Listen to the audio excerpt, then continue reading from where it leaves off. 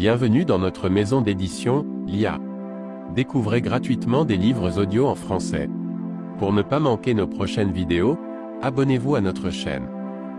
Le monde comme volonté et comme représentation par Arthur Schopenhauer lu par Liam Maloney. Pour améliorer votre expérience de lecture, vous pouvez activer le sous-titrage et ajuster la vitesse de lecture. 6. Le corps propre, objet immédiat, passage aux objets médias. L'illusion. Dans ce premier livre, nous n'envisageons provisoirement l'univers que comme représentation, comme objet pour le sujet, et nous ne distinguons pas des autres réalités notre propre corps, par le moyen duquel tout homme a l'intuition du monde. Considéré au point de vue de la connaissance, il n'est, en effet, que représentation. À la vérité, la conscience, qui déjà protestait contre la réduction des objets extérieurs à de simples représentations, admet difficilement pour le corps lui-même une telle explication. Cette répugnance instinctive a une raison. La chose en soi, en tant qu'elle se manifeste à l'homme comme son corps propre, est connue immédiatement, il n'en a, au contraire, qu'une connaissance médiate lorsqu'elle lui apparaît réalisée dans les objets extérieurs. Mais l'ordre de nos recherches rend nécessaire cette abstraction, cette étude unilatérale du problème et cette séparation violente de ce qui en soi est essentiellement uni. Il nous faut donc vaincre momentanément notre répugnance. Elle peut, d'ailleurs, être diminuée par cette perspective rassurante, que les réflexions ultérieures doivent combler cette lacune provisoire et conduire à une connaissance intégrale de l'essence du monde. Le corps est donc considéré ici comme un objet immédiat, c'est-à-dire comme la représentation qui sert de point de départ au sujet dans la connaissance. Elle précède, en effet, avec toutes ses modifications directement perçues, l'emploi du principe de causalité, et lui fournit ainsi les premières données auxquelles il s'applique. L'essence de la matière consiste, nous l'avons montré, dans son activité. Or, il n'y a d'action et de causalité que pour l'entendement, cette faculté n'étant que le corrélatif subjectif de l'action et de la causalité. Mais jamais l'entendement n'entrerait en activité s'il ne trouvait pas dans autre chose que lui-même un point de départ. Cette autre faculté est la sensibilité proprement dite ou conscience directe des changements qui se produisent dans le corps et en font un objet immédiat. Par suite, deux conditions fondent, pour nous, la possibilité de la connaissance du monde de l'intuition. La première, exprimée objectivement, est la puissance qu'ont les objets matériels d'agir les uns sur les autres et de se modifier mutuellement. Sans cette propriété générale des corps, même avec la seule intervention de la sensibilité animale, aucune intuition ne serait possible. Si maintenant nous voulons formuler subjectivement cette première condition, nous dirons que c'est, avant tout, l'entendement qui rend possible l'intuition. C'est de l'entendement, en effet, que procède la loi de causalité valable seulement pour lui et fondant l'existence d'un tel rapport. Si donc il y a un monde de l'intuition, c'est uniquement pour lui et par lui qu'il existe. La seconde condition est la sensibilité que possède l'organisme animal, et la propriété inhérente à certains corps d'être immédiatement objet du sujet. Les simples modifications éprouvées par les organes des sens, en vertu des impressions extérieures qu'ils sont propres à recevoir, peuvent déjà être appelées représentations, si elles ne produisent ni plaisir ni douleur. Bien qu'alors elles n'aient aucune signification pour la volonté, elles sont néanmoins perçues, elles existent donc uniquement à titre de connaissance, c'est en ce sens que j'appelle le corps perçu directement un objet immédiat. Toutefois, il ne faut pas prendre ici le terme d'objet dans son acception stricte, car cette connaissance directe du corps animal, antérieure à l'exercice de l'entendement, étant une pure sensation, ne permet pas encore de penser comme objet le corps lui-même, mais uniquement les corps agissant sur lui. En effet, toute notion d'un objet proprement dit, c'est-à-dire d'une représentation perceptible dans l'espace, n'existe que par et pour l'entendement. Loin donc de le précéder, elle en dérive. Ainsi, le corps, en tant qu'objet proprement dit, c'est-à-dire comme représentation intuitive dans l'espace, n'est connu, à la manière de tout autre objet, qu'indirectement, et par l'application spéciale du principe de causalité à l'action mutuelle des diverses parties de l'organisme. Par exemple, lorsque l'œil voit le corps ou que la main le touche. La forme de notre propre corps ne nous est donc pas révélée par la sensibilité générale. Ce n'est que par le fait de la connaissance et par la représentation, c'est-à-dire dans le cerveau, que le corps s'apparaît à lui-même comme quelque chose d'étendu, d'articulé, d'organisé. C'est peu à peu que l'aveugle-né acquiert cette représentation, grâce aux données du toucher. Celui qui n'aurait pas de main ne connaîtrait jamais la forme de son corps. tout au plus parviendrait-il à la déduire et à la construire lentement par suite de l'action des autres corps sur le sien. C'est avec toutes ces restrictions que nous nommons le corps un objet immédiat. D'ailleurs, il résulte des considérations précédentes que les corps de tous les animaux sont aussi des objets immédiats. Ils servent de point de départ à l'intuition du monde par le sujet, qui connaît tout, et pour cette raison même n'est connu de rien. Par suite, connaître et se mouvoir en vertu de motifs empruntés à la connaissance, est le caractère essentiel de l'animalité, de même que se mouvoir par suite de certaines excitations est le propre de la plante. Les corps inorganiques n'ont d'autre mouvement que celui qu'ils reçoivent des causes proprement dites, le mot cause étant pris dans son sens le plus étroit. Tout ceci a été exposé en détail dans ma dissertation sur le principe de raison, 2e RE accent aigu DIT, 20, dans l'éthique première dissertation, 3, et dans la vue et les couleurs, 1. Je renvoie le lecteur à ces ouvrages. Il résulte de tout ce qui vient d'être dit que tous les animaux, même les plus imparfaits, possèdent l'entendement, car ils sont capables de connaître des objets, connaissances qui, sous forme de motifs, déterminent leur mouvement. L'entendement est le même dans les animaux et dans l'homme. Il présente partout la même essence simple. Connaissance par les causes, faculté de rattacher l'effet à la cause ou la cause à l'effet, et rien de plus. Mais son intensité d'action et l'étendue de sa sphère varient à l'infini. Au degré inférieur se trouve la simple notion du rapport de causalité entre l'objet immédiat et l'objet médiat, notion qui suffit pour passer de l'impression subie par le corps à sa cause, et pour concevoir celle-ci comme objet, dans l'espace. Au degré supérieur de l'échelle, la pensée découvre l'enchaînement causal des objets médias entre eux et pousse cette science jusqu'à pénétrer les combinaisons les plus complexes de causes et d'effets dans la nature. Cette connaissance appartient à l'entendement, et non à la raison. Les notions abstraites de cette dernière faculté servent seulement à classer, à fixer et à combiner les connaissances immédiates de l'entendement, sans jamais produire aucune connaissance proprement dite. Toute force, toute loi, toute circonstance de la nature où elle se manifeste doivent d'abord être perçues par intuition, avant de pouvoir se présenter à l'état abstrait aux yeux de la raison dans la conscience réfléchie. Ce fut une conception intuitive et immédiate de l'entendement que cette découverte dut à R. Hooke, et confirmée ensuite par les calculs de Newton, permettant de réduire à une loi unique des phénomènes si nombreux et si importants. Il en est de même de la découverte de l'oxygène par Lavoisier, avec le rôle essentiel que joue ce gaz dans la nature, ou encore de celle de Goethe sur le mode de formation des couleurs naturelles. Toutes ces découvertes ne sont autre chose qu'un passage immédiat et légitime de l'effet à la cause, opération qui a conduit bientôt à reconnaître l'identité essentielle des forces physiques agissant dans toutes les causes analogues. Tout ce travail scientifique est une manifestation de cette constante et unique fonction de l'entendement, qui permet à l'animal de percevoir la cause qui agit sur son corps comme un objet dans l'espace. Il n'y a qu'une simple différence de degré. Ainsi une grande découverte est, au même titre que l'intuition et que toute manifestation de l'entendement, une vue immédiate, l'œuvre d'un instant, un aperçu, une idée, et nullement le produit d'une série de raisonnements abstraits. Ces derniers servent à fixer pour la raison les connaissances immédiates de l'entendement, en les enfermant dans des concepts, autrement dit, à les rendre clairs et intelligibles, propres à être transmises et expliquées aux autres. Cette aptitude de l'entendement à saisir les rapports de causalité entre les objets connus immédiatement trouve son application non seulement dans les sciences de la nature, où elle produit toutes les découvertes, mais encore dans la vie pratique elle-même. Elle prend alors le nom de prudence, klugheit, tandis qu'au point de vue théorique elle s'appelle plutôt perspicacité, chareffessine, pénétration, sagacité. Le mot prudence, dans son acception étroite, désigne l'entendement mis au service de la volonté. Toutefois ces idées ne se laissent pas rigoureusement limiter et définir. Il s'agit toujours en réalité d'une seule et unique fonction de cet entendement, qui s'exerce chez tout animal capable de percevoir par intuition des objets dans un espace. Considérée à son plus haut point de développement, tantôt elle découvre dans les phénomènes naturels la cause inconnue de tel effet donné.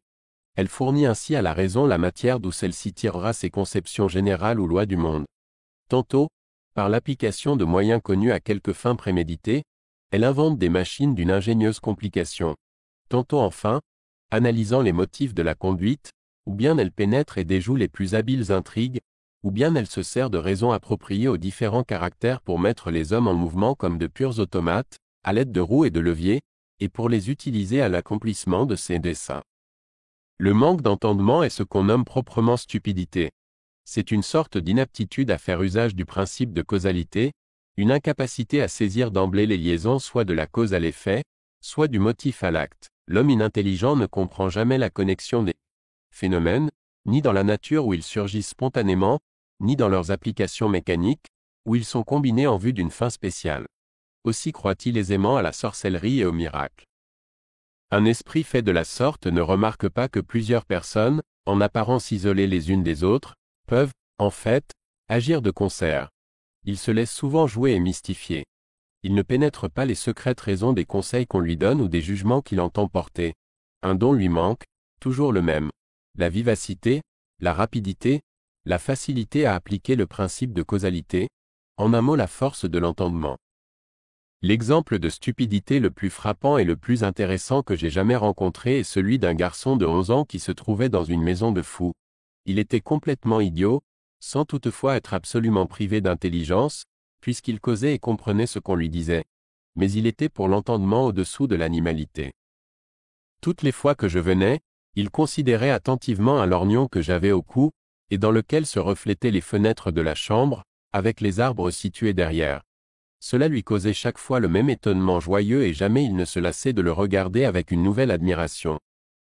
C'est qu'il était incapable de concevoir d'emblée la cause de cette réflexion de la lumière. Dans les différentes espèces animales, les degrés de l'entendement ne sont pas moins divers que dans l'humanité. Chez toutes, et même chez celles qui se rapprochent du règne végétal, on rencontre la somme d'entendement nécessaire pour passer de l'action exercée sur l'objet immédiat à sa cause dans l'objet médié. Toute possède l'intuition, appréhension. C'est cette faculté qui est le trait propre de l'animal, qui lui permet de se mouvoir d'après certains motifs, de chercher ou tout au moins d'appréhender sa nourriture. Le végétal, au contraire, ne se meut qu'à la suite d'excitations qu'il est obligé d'attendre et sans lesquelles il est condamné à dépérir, incapable qu'il est de les poursuivre et de les trouver. On observe chez les animaux supérieurs une admirable sagacité, chez le chien par exemple, chez l'éléphant, chez le singe, chez le renard, dont Buffon a si merveilleusement dépeint la prudence. Il est facile de mesurer assez exactement, dans ces espèces plus parfaites que les autres, ce que peut l'entendement, privé de la raison, c'est-à-dire de la connaissance par concepts abstraits. Nous ne pourrions en juger aussi bien d'après nous-mêmes, parce qu'en nous l'entendement et la raison s'unissent et se soutiennent toujours. C'est le manque de raison chez l'animal qui nous fait considérer les marques d'entendement qu'il donne, tantôt comme supérieures, tantôt comme inférieures à nos prévisions. Nous sommes étonnés, par exemple, de la sagacité de cet éléphant qui, amené en Europe et ayant déjà traversé un grand nombre de ponts, refusa un jour, contre son habitude, d'en passer un sur lequel pourtant il venait de voir défiler toute la troupe d'hommes et de chevaux dont il était accompagné. Le pont lui paraissait trop légèrement construit pour supporter un poids tel que le sien. En revanche, nous ne sommes pas moins surpris d'entendre raconter que les orang-outans les plus intelligents sont incapables d'apporter du bois pour entretenir un feu qu'ils ont rencontré par hasard et auquel ils se chauffent. Une telle idée suppose donc un degré de réflexion, impossible sans les concepts abstraits qui leur manquent. La connaissance a priori du rapport de cause à effet, cette forme générale de tout entendement, qui doit être attribuée aux animaux, résulte du fait même que cette connaissance est, pour eux comme pour nous, la condition préalable de toute perception du monde extérieur. Si l'on en veut d'autres preuves plus caractéristiques, que l'on considère, par exemple, un jeune chien qui n'ose pas, quelque envie qu'il en ait, sauter à bas d'une table. N'est-ce pas qu'il prévoit l'effet du poids de son corps, bien qu'il ne l'ait jamais expérimenté dans la circonstance en question? Toutefois, dans l'analyse de l'entendement animal, on doit se garder de lui rapporter ce qui n'est qu'une manifestation de l'instinct. L'instinct, qui diffère profondément en nature de l'entendement et de la raison, produit souvent des effets analogues à l'action combinée de ces deux facultés. Ce n'est point ici le lieu de faire une théorie de l'activité instinctive. Cette étude doit trouver place au livre 2, où il sera traité de l'harmonie ou de ce qu'on nomme la téléologie de la nature. Le chapitre 27 des suppléments est aussi consacré tout entier à cette question. Le manque d'entendement, avons-nous dit, s'appelle stupidité. On verra plus tard que la non-application de la raison dans l'ordre pratique représente la sottise, et le défaut de jugement la niaiserie. Enfin, la perte totale ou partielle de la mémoire constitue l'aliénation. De tout cela il sera parlé en temps et lieu. Ce que la raison a reconnu d'une manière exacte s'appelle vérité. C'est toujours un jugement abstrait fondé sur une raison suffisante. Disserte. Sur le principe de raison, 29 et suivent. Ce qui a été reconnu de la même manière par l'entendement se nomme réalité. C'est le passage légitime de l'effet produit sur l'objet immédiat à sa cause. À la vérité s'oppose l'erreur, qui est l'illusion de la raison, comme la réalité a pour contraire l'apparence, illusion de l'entendement. On devra lire l'étude détaillée de toutes ces questions dans ma dissertation sur la vue et les couleurs. L'apparence est produite par le fait qu'une seule et même action peut dériver de deux causes absolument différentes, dont l'une agit fréquemment, l'autre rarement. L'entendement, qui manque de critérium pour distinguer laquelle des deux produit l'effet à un moment donné, suppose que celui-ci doit être attribué à la cause la plus ordinaire. Or, comme l'opération de l'entendement est non pas réflexive et discursive, mais directe et immédiate, cette cause toute fictive apparaît faussement comme un objet d'intuition. Telle est donc la nature de l'apparence. Dans la dissertation citée plus haut, j'ai montré comment il pouvait se produire, par suite d'une position inaccoutumée des organes des sens, une double perception de la vue ou du toucher. Cette explication prouve d'une manière irréfutable que l'intuition n'existe que par et pour l'entendement.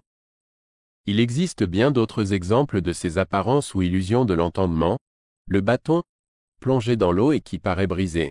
Les images des miroirs sphériques qui se produisent un peu en arrière de la surface, si elle est convexe, et à une grande distance en avant lorsqu'elle est concave. La Lune qui paraît beaucoup plus large à l'horizon qu'au zénith. Cet effet ne résulte nullement des lois de l'optique puisqu'il a été établi, grâce au micromètre, que l'œil aperçoit au zénith la Lune sous un angle visuel un peu plus grand qu'à l'horizon. C'est que l'entendement juge de la Lune et des étoiles comme s'il s'agissait d'objets terrestres. Il attribue alors à l'éloignement la diminution d'éclat de ces astres, dont il apprécie la distance suivant les lois de la perspective aérienne. C'est pour cette raison que la Lune est vue beaucoup plus grande à l'horizon qu'au zénith, et que la voûte céleste elle-même paraît plus étendue à l'horizon, où elle semble s'abaisser. 7. Erreur de vouloir tirer le sujet de l'objet, matérialisme, ou l'objet du sujet, idéalisme de FITCHE. Relativité du monde comme représentation. Aux précédentes considérations peut-être convient-il d'ajouter la suivante. Jusqu'ici notre point de départ n'a été pris ni dans l'objet ni dans le sujet, mais dans la représentation, phénomène où ces deux termes sont déjà contenus et impliqués. Le dédoublement en objet et sujet est, en effet, la forme primitive essentielle et commune à toute représentation. C'est uniquement cette dernière que nous avons envisagée. Ensuite, renvoyant pour le fond des idées à notre précédente étude, introduction naturelle de ce livre, nous avons passé en revue les autres formes, temps, espace et causalité, qui dépendent de la première. Ces formes appartiennent proprement à l'objet en tant qu'objet, mais celui-ci, à son tour, est essentiel au sujet en tant que sujet. Il en résulte que le temps, l'espace et la causalité peuvent aussi bien être dérivés du sujet et connus a priori. À ce point de vue, ils représentent la limite commune du sujet et de l'objet. Toutes ces formes se laissent d'ailleurs ramener à une commune expression, le principe de raison, ainsi que je l'ai exposé en détail dans ma dissertation, préambule nécessaire du présent ouvrage. C'est par cette conception nouvelle que mes vues diffèrent absolument des doctrines philosophiques émises jusqu'ici. Ces doctrines, partant toujours soit de l'objet, soit du sujet, s'efforçaient ensuite d'expliquer l'un par l'autre, au nom du principe de raison. Pour moi, au contraire, je soustrais à la juridiction de ce principe le rapport du sujet et de l'objet, et ne lui laisse que l'objet. On pourrait croire que cette répartition des systèmes en deux catégories opposées laisse échapper la philosophie qui apparut de nos jours sous le nom de philosophie de l'identité. Celle-ci, en effet, ne prend, à vrai dire, son point de départ ni dans l'objet, ni dans le sujet, c'est dans un troisième principe absolu révélé par une intuition rationnelle, une année avant le sujet. Certes, je n'oserais me permettre d'avoir un avis ni sur cette auguste identité, ni sur l'absolu lui-même, dépourvu que je suis de toute intuition rationnelle. Je hasarderai pourtant un jugement qui m'est suggéré par les propres déclarations des partisans de cette intuition rationnelle, car ce sont là choses accessibles même aux profanes. Je prétends que la dite philosophie n'est pas affranchie de la double erreur signalée dans la précédente opposition. Cette identité prétendue du sujet et de l'objet, identité qui, se dérobant à la connaissance, est découverte seulement par une intuition intellectuelle, ou par une absorption dans le sujet-objet, n'empêche pas la philosophie en question d'être frappée de la double erreur signalée plus haut, qu'elle présente sous les deux formes opposées. Elle se divise, en effet, elle-même en deux écoles. L'une, l'idéalisme transcendantal ou doctrine du moi de Fichte, qui, au nom du principe de raison, tire l'objet du sujet, comme un fil qu'on déviderait peu à peu. L'autre, qui est la philosophie de la nature, fait sortir par degrés le sujet de l'objet par une méthode dite de construction. Si je juge de cette construction, où j'avoue ne pas voir très clair, par le peu que j'en saisis, elle me paraît être une marche progressive réglée sous des formes diverses par le principe de raison. Je renonce d'ailleurs à pénétrer la science profonde que contient cette philosophie. Dépourvu que je suis de toute intuition rationnelle, toute doctrine qui suppose une telle intuition est pour moi un livre scellé des 7 sceaux. Et cette incapacité va si loin, que, chose plaisante à avouer, ces enseignements d'une si grande profondeur me font toujours l'effet d'énormes gasconnades, terriblement assommantes par-dessus le marché. Les systèmes qui prennent dans l'objet leur point de départ traitent, en général, le problème du monde et de ses lois, d'après les données de l'intuition. Toutefois, la base de leur spéculation n'est pas toujours ce monde lui-même, ou son principe premier, la matière. Il vaut mieux, je crois, pour cette raison, répartir ces systèmes dans les 4 classes que j'ai distinguées dans ma dissertation. À la première, adoptant comme principe le monde réel, appartiendraient Thalès et les Ioniens, Démocrite, Épicure, Giordano Bruno et les matérialistes français.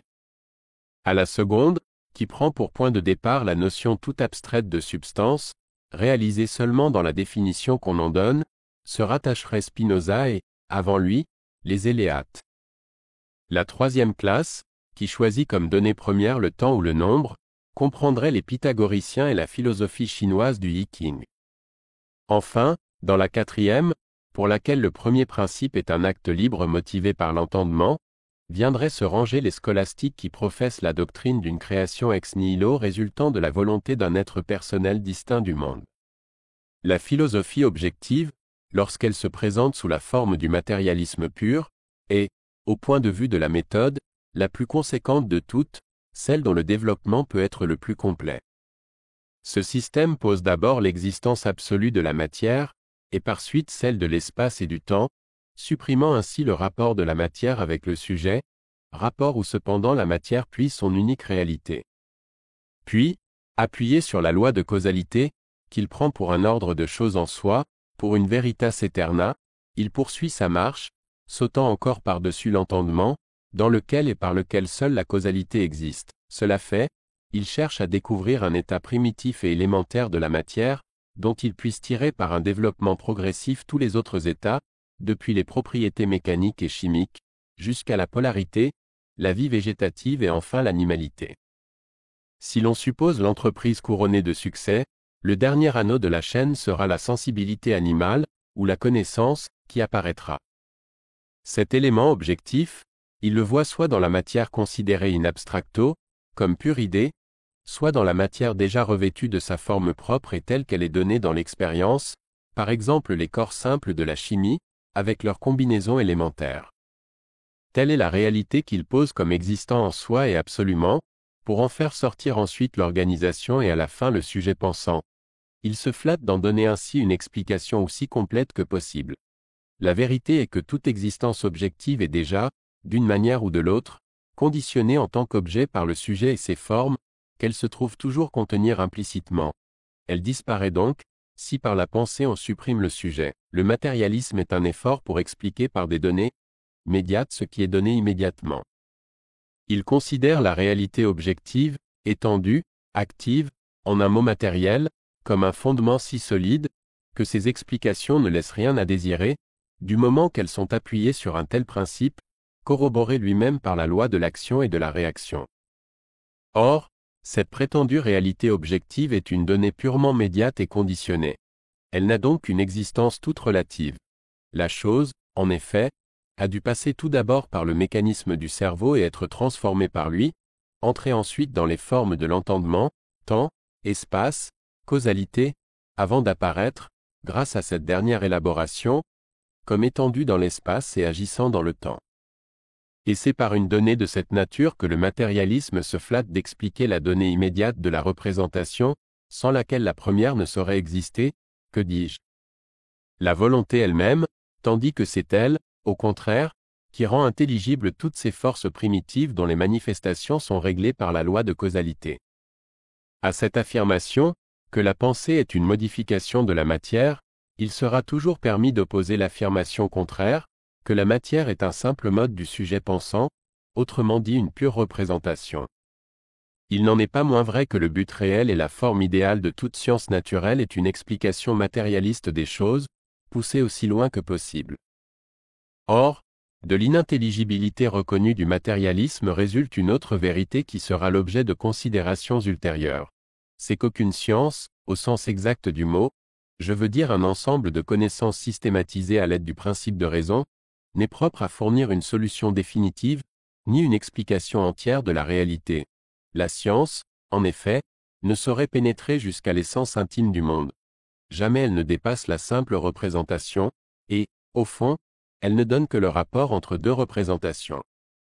Toute science repose sur deux données fondamentales. La première, le principe de raison, sous une quelconque de ses formes, servant de principe régulateur. La seconde, l'objet même qu'elle étudie et qui se présente toujours à l'état de problème. C'est ainsi que la géométrie a pour problème spécial l'espace, et pour règle la loi d'existence dans l'espace. Que l'arithmétique a pour problème le temps, et pour règle la loi de l'existence temporelle. Le problème de la logique porte sur les rapports des concepts purs, elle a pour règle la loi d'intelligibilité. Le problème de l'histoire, ce sont les actes humains considérés dans leur ensemble. Sa règle est la loi de motivation. La science de la nature, enfin, a pour problème la matière, et pour règle la loi de causalité. Le but dernier de la science est donc de ramener l'un à l'autre, au nom de la causalité, tous les états de la matière qu'elle s'efforce de réduire finalement à un état unique. Ensuite, de les déduire les uns des autres, et même d'un seul, une fois arrivé au terme de ses recherches. La matière apparaît ainsi sous deux formes, qui sont comme les extrémités opposées de la science. La première, où elle représente l'objet le moins immédiat. La dernière, l'objet le plus immédiat du sujet pensant. En d'autres termes, la matière à l'état le plus inerte et le plus informe, c'est la substance primitive, d'une part, et, de l'autre, l'organisation humaine. La science de la nature, sous le nom de chimie, traite de la première. Sous le nom de physiologie, elle étudie la seconde. Mais jusqu'à ce jour ni l'un ni l'autre de ces extrêmes n'a pu être atteint. C'est seulement entre les deux limites opposées qu'on est arrivé à quelques certitudes. Et les perspectives que peut ouvrir l'avenir de la science sont assez peu encourageantes. Les chimistes supposent que la division qualitative de la matière ne saurait aller à l'infini, comme sa division quantitative. Dans cet espoir, ils cherchent à restreindre de plus en plus le nombre des corps simples, dont ils comptent encore une soixantaine. En admettant qu'ils les eussent ramenés à deux, ils voudraient finalement les réduire à un seul. La loi d'homogénéité conduit, en effet, à l'hypothèse d'un état chimique primordial de la matière, qui seul lui appartiendrait en propre, ayant précédé tous les autres. Ceci ne lui serait pas essentiel au même titre, et on n'y devrait voir que des formes ou propriétés qu'elle peut revêtir.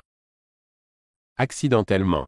Mais maintenant, comment concevoir que ce premier état ait jamais pu se modifier chimiquement, puisqu'il n'en existait pas un second pour agir sur lui? Cette difficulté est analogue, en chimie, à celle où Épicure vint se heurter en mécanique, lorsqu'il lui fallut expliquer la première déviation produite dans le mouvement initial du premier atome. Cette contradiction, qui surgit d'elle-même pour ainsi dire, et qu'il est aussi impossible d'éviter que de résoudre, constitue une véritable antinomie chimique. Elle n'est pas seule, d'ailleurs, à se présenter à cette extrémité de la science de la nature. À l'autre extrémité apparaît une antinomie correspondante. Il n'y a pas plus d'espoir d'atteindre le point d'arrivée de la science que d'en trouver le point de départ, car l'impossibilité est de plus en plus évidente, soit de ramener un phénomène chimique à un phénomène purement mécanique, soit un état organique à une propriété chimique ou électrique. Les savants, qui recommencent aujourd'hui à s'engager dans cette antique voie d'erreur, se verront bientôt obligés de rebrousser chemin, tête basse et sans mot dire, absolument comme leurs devanciers. Mais cette question sera plus amplement développée au livre suivant. C'est sur son propre terrain que la science de la nature rencontre les difficultés que je signale ici en passant. Érigée en philosophie, elle se présente en outre comme une explication matérialiste des choses. Or, nous avons vu qu'à peine né le matérialisme porte dans son sein un germe de mort. Il supprime, en effet, le sujet et les conditions formelles de la connaissance, implicitement contenues et dans la matière purement inerte, dont il prétend partir, et dans la matière organisée, où il s'efforce d'arriver. Il n'y a point d'objet sans un sujet. Tel est le principe que condamne à tout jamais le matérialisme. Des soleils et des planètes sans un œil pour les voir, sans une intelligence pour les connaître, ce sont des paroles qu'on peut prononcer, mais qui représentent quelque chose d'aussi intelligible qu'un morceau de fer en bois. Cependant, la loi de causalité et les études sur la nature, auxquelles elle sert de principe régulateur, nous conduisent à cette conclusion, certaine que, dans l'ordre du temps, tout état plus parfait de la matière a dû être précédé d'un autre moins parfait. Par exemple, que les animaux ont existé avant l'homme, les poissons avant les animaux qui vivent sur Terre, et, avant eux, les végétaux, enfin que, d'une manière générale, le règne inorganique a été antérieur au règne organique. La matière primitive a donc dû subir une longue série de transformations, avant que le premier œil ait pu s'ouvrir. Pourtant, c'est bien de ce premier œil une fois ouvert, fût-ce celui d'un insecte, que tout l'univers tient sa réalité. Cet œil était, en effet, l'intermédiaire indispensable de la connaissance, pour laquelle et dans laquelle seul le monde existe, sans laquelle il est impossible même de le concevoir, car le monde n'est que représentation, et, par suite, il a besoin du sujet connaissant comme support de son existence. Il y a plus, cette longue série de siècles remplis de transformations sans nombre, et pendant lesquelles la matière s'élevait de forme en forme jusqu'au premier être doué de perception, tout ce temps écoulé ne saurait être pensé que dans l'identité d'un sujet conscient. Il n'est en effet que la série des représentations de ce dernier et la forme de sa connaissance. Sans lui, il perd toute intelligibilité et toute réalité. Nous voyons donc que, d'une part, l'existence du monde entier dépend du premier être pensant, quelque imparfait qu'ait été cet être. D'autre part, il n'est pas moins évident que ce premier animal suppose nécessairement avant lui une longue chaîne de causes et d'effets, dont il forme lui-même un petit anneau. Ces deux résultats contradictoires, auxquels nous sommes forcément amenés, pourraient, à leur tour, être regardés comme une antinomie de notre faculté de connaître, correspondant à celle qui se présente à l'autre extrémité de la science de la nature. Pour ce qui est de la quadruple antinomie de Kant, elle sera étudiée dans la critique de sa philosophie, qu'on trouvera à la suite du présent ouvrage. J'espère montrer qu'elle est une pure fantasmagorie sans aucune consistance. La dernière contradiction, à laquelle nous avons été conduits nécessairement, est cependant résolue par la considération suivante.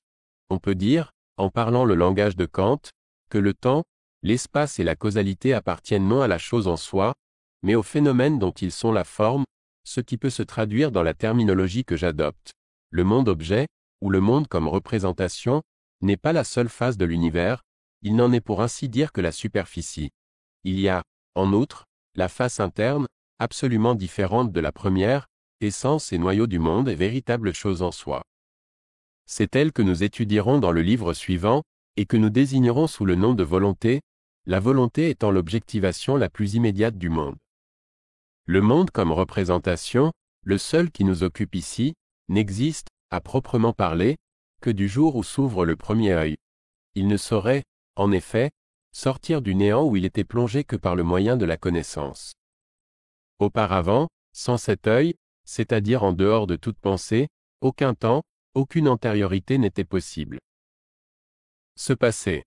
On pourrait, pour les amateurs d'apologues mythologiques plus ou moins ingénieux, comparer le commencement du temps, qui pourtant n'a pas commencé, à la naissance de Cronos, le plus jeune des titans, lequel, ayant émasculé son père, mit fin aux productions monstrueuses du ciel et de la terre, remplacé bientôt par la race des dieux et des hommes. Ce développement à l'occasion du matérialisme, le plus conséquent des systèmes philosophiques qui partent de l'objet, a encore l'avantage de bien faire ressortir l'étroite dépendance du sujet et de l'objet l'un à l'égard de l'autre. Il montre aussi leur invincible contradiction.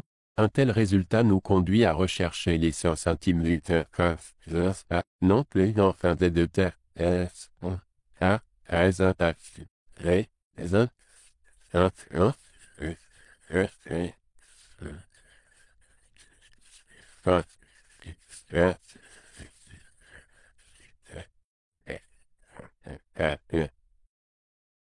regard de la philosophie qui part de l'objet pour en déduire le sujet, nous rencontrons la doctrine opposée, qui prend pour principe le sujet et s'efforce d'en tirer l'objet.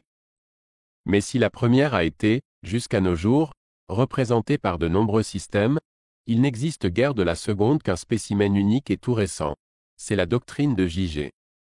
Fichte, si on peut appeler cela une doctrine, à ce point de vue au moins, elle mérite d'être signalée, quelque faible d'ailleurs qu'en soit la valeur intrinsèque. Au fond, c'est là une philosophie pour rire.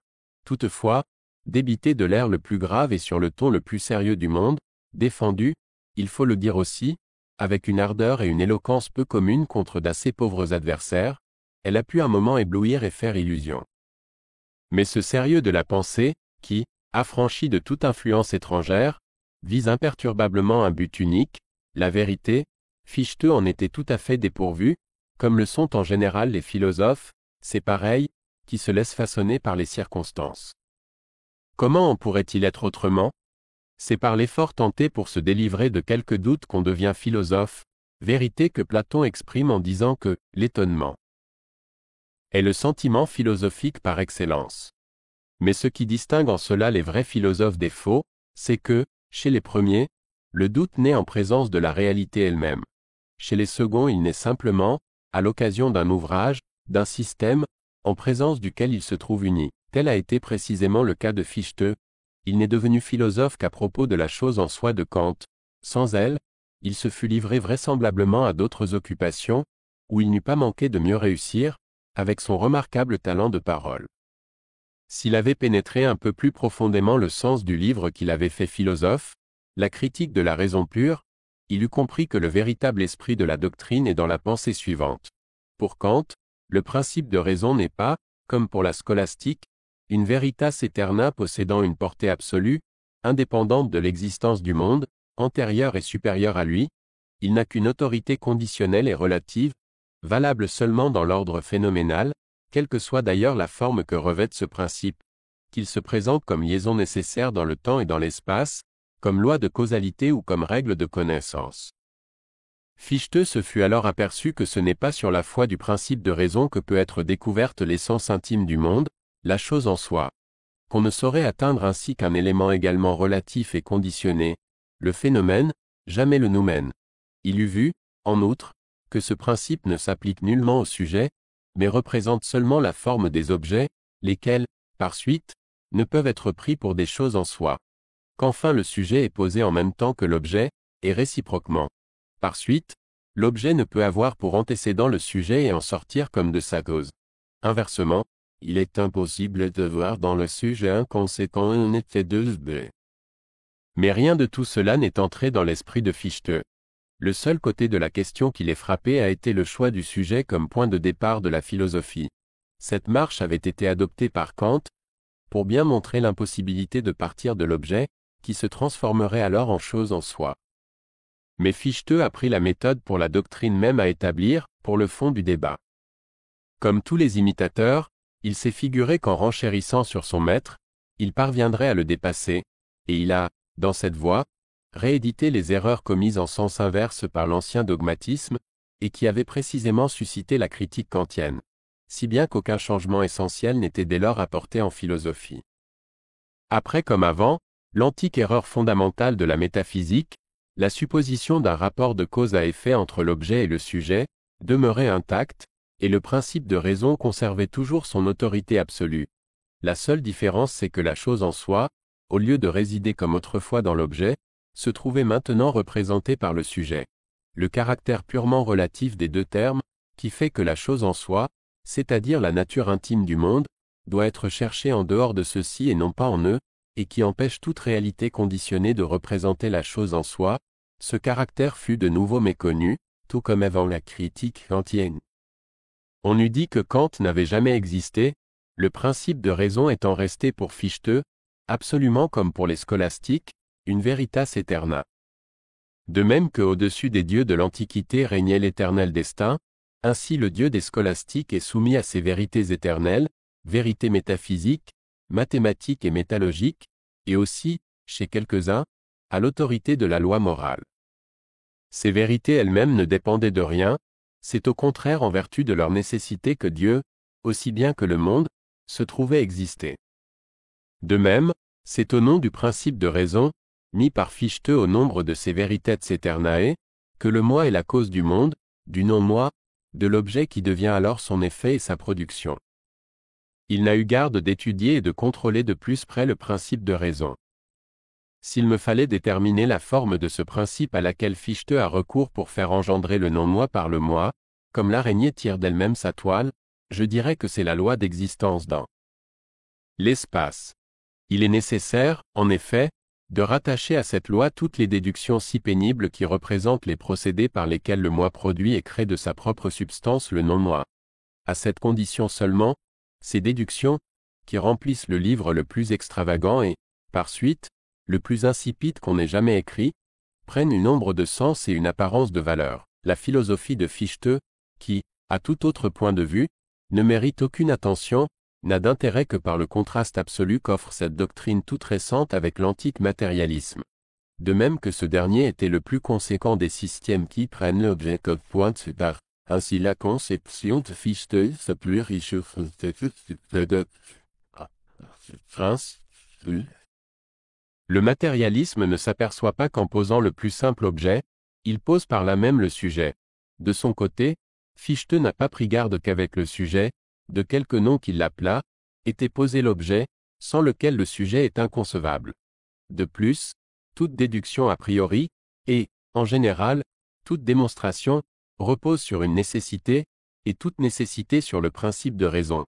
Exister nécessairement ou résulter d'une cause donnée sont deux notions équivalentes. Enfin, le principe de raison n'étant en réalité que la forme générale de l'objet considéré comme tel, ce principe contient déjà implicitement l'objet. Cette relativité essentielle et constante du monde considéré comme représentation, relativité inhérente à sa forme générale, sujet et objet, tout aussi bien qu'à la forme dérivée de cette dernière, principe de raison, ce caractère, dis-je, démontre la nécessité de chercher ailleurs que dans l'univers lui-même et dans toute autre chose que la représentation l'essence intime du monde.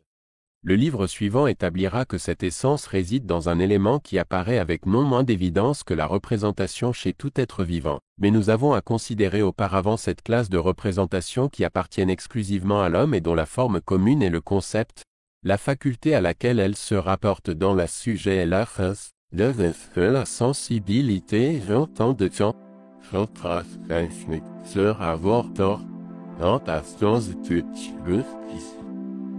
Cliquez sur I, en haut à droite de votre écran pour choisir le livre audio que vous aimeriez découvrir. Si cette vidéo vous a plu, vous pouvez mettre un « j'aime » et la partager à vos amis. Par ailleurs, visitez notre bibliothèque sur audible.fr pour explorer notre vaste sélection de livres audio réalisés par IA.